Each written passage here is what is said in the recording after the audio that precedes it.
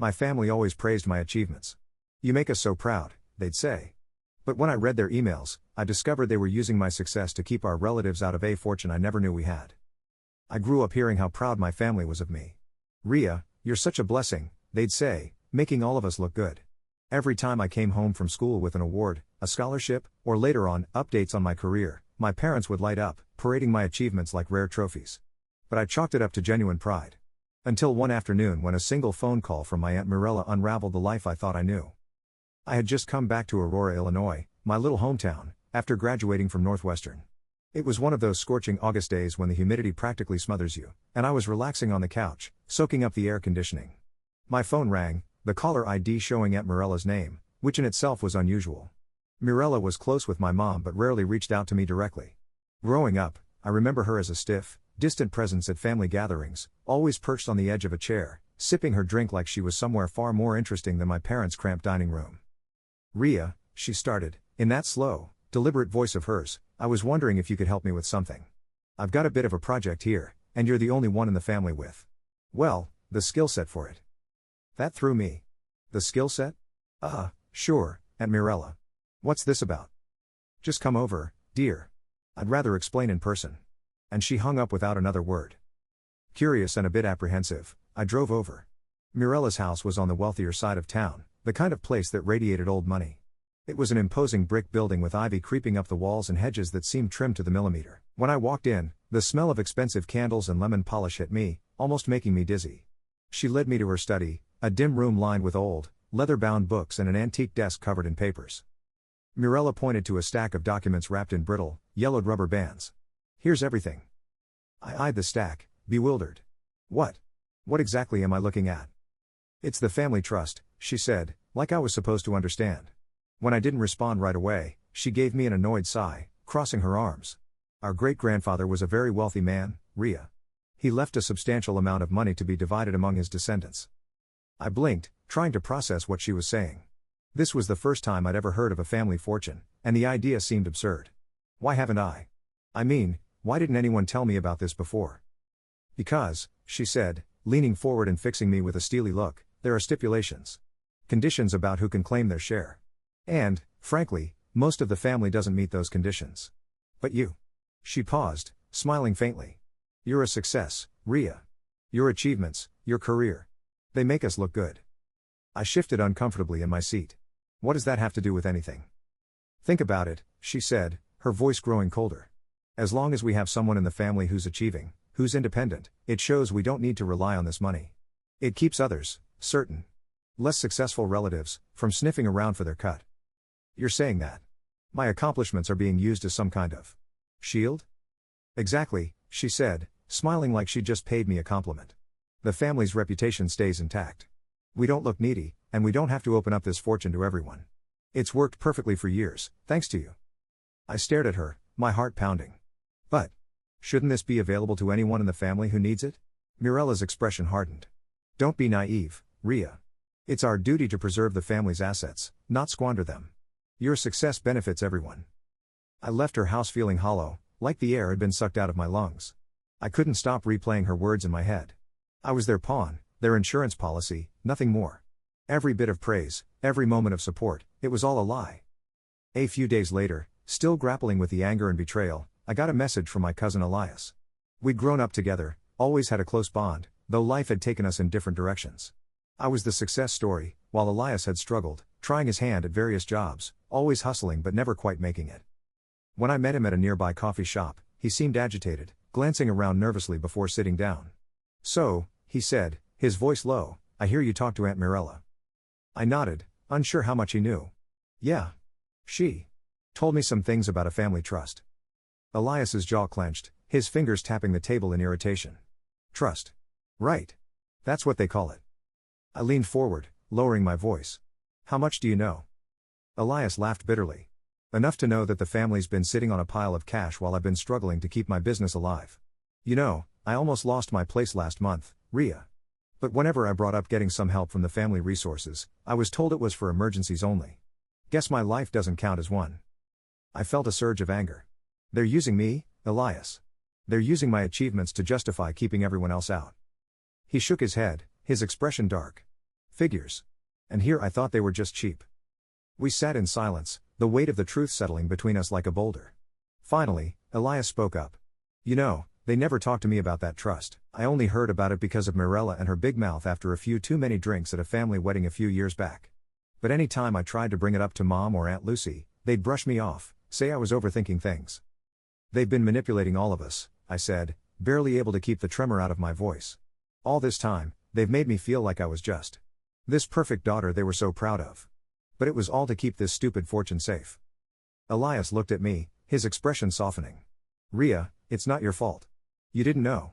They're the ones who should be ashamed. As we spoke, an idea began to take shape in my mind. What if we looked into it? Like, really dug into the trust, the legal documents, everything? I mean, if our great-grandfather set this up, then we should have a right to it, no? Elias's eyes lit up, a spark of hope mingling with anger. Yeah, we should. And I know a guy, he's a lawyer, not some big shot, but he'd help us dig into this. I can talk to him, see what we're dealing with. We spent the next few days gathering what information we could. Elias's lawyer friend, Mark, was a patient guy with a no-nonsense attitude. He warned us that uncovering hidden details about the trust wouldn't be easy.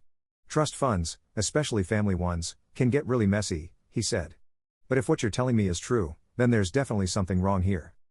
Weeks went by in a blur of legal jargon, paperwork, and meetings.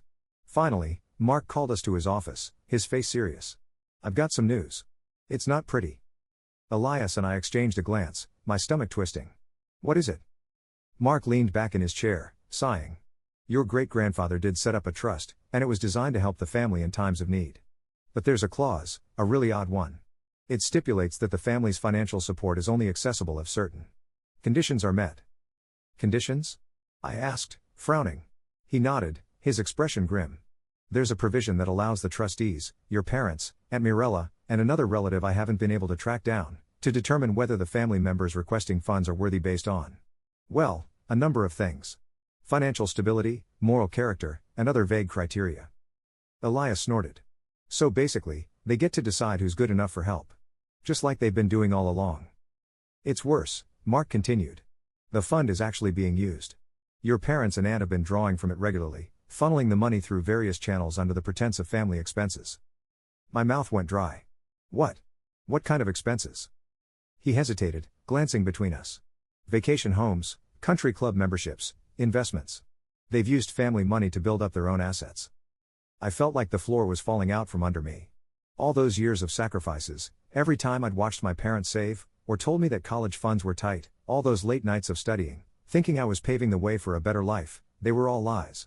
My success was nothing more than a tool, a way to keep the family looking good while they quietly siphoned money for themselves. Elias put his hand on my shoulder, his voice low. Ria, we're not letting them get away with this.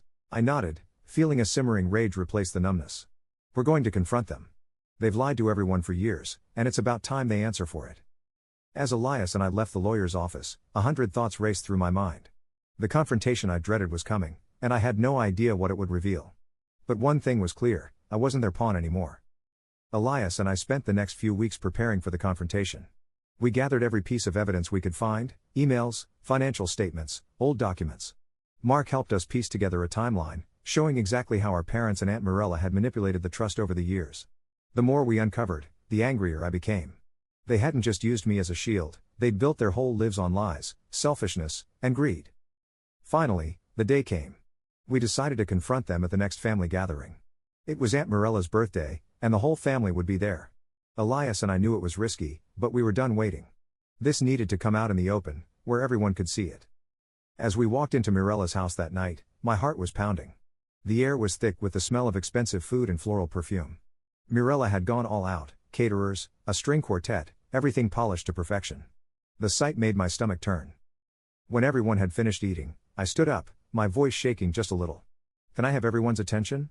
The room went quiet, and I felt dozens of eyes turn to me. My parents and Aunt Mirella looked confused, slightly alarmed. I cleared my throat. Elias and I have something important to share with all of you. I glanced at Elias, who nodded. He pulled out a stack of documents and held them up. This is about the family trust, he began, his voice steady. We found out that our parents and Aunt Mirella have been hiding money that was meant for all of us. They've been using it for themselves, all while pretending it didn't exist. Gasps echoed through the room. My mom's face went pale, and my dad looked like he'd been hit by a truck. Aunt Mirella's mouth opened and closed like a fish, her face twisted in shock. What? What are you talking about? She stammered, her voice shaking. I stepped forward, holding up a document Mark had given me. This is proof, Aunt Mirella. Proof that you've been siphoning money from the family trust to buy vacation homes and club memberships. You've been living off the money that was supposed to help everyone. My mom finally found her voice. Rhea, honey, you don't understand. This is a complicated situation. No, it's not, I interrupted, my voice icy. It's simple. You lied to us. You used my achievements to keep others out, to make sure no one else could claim what was rightfully theirs. You manipulated all of us for your own gain. Mirella's face turned red. How dare you accuse us of something like this? We were protecting the family. Protecting yourselves, Elias shot back, his eyes blazing. You've been hoarding money for years, watching the rest of us struggle. You told me I wasn't worthy enough to get help, all while you sat on a fortune. One of my cousins spoke up, her voice small but angry. Is this true? Have you really been keeping this from us?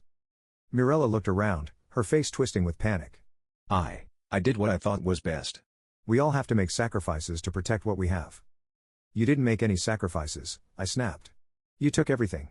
You took advantage of us, and now everyone knows the truth. The room erupted in whispers and accusations. My parents tried to defend themselves, stumbling over their words, but it was too late. The damage was done, and there was no coming back from this. My family members looked at them with disgust, people who had once respected and admired them. They were finally seeing them for who they really were. As the night wore on, my parents and Aunt Mirella slipped out, humiliated, trying to save face. They knew they'd lost, that they could never repair the damage they'd done. But Elias and I weren't done yet. A few weeks later, we filed a lawsuit. With Mark's help, we were able to freeze the trust and start the process of redistributing the funds. We made sure every family member got their fair share. For the first time in years, the trust would actually be used as it was intended, to support everyone, not just the worthy few. My parents tried to reach out, leaving me messages, trying to explain their actions, but I ignored them. I had nothing left to say. They'd used me, manipulated me, and I couldn't forgive them for that. As for Aunt Mirella, she moved away quietly, selling her house and disappearing from the family's lives. She couldn't face the shame. In the end, Elias and I walked away from it all, finally free of their lies. We used our shares of the trust to start fresh. He invested in his business, while I focused on rebuilding my life, figuring out who I was beyond the person they'd tried to make me. It wasn't the ending I'd imagined, but it was the ending we deserved. Finally, the truth was out, and the family was free from their control. And that was enough for me.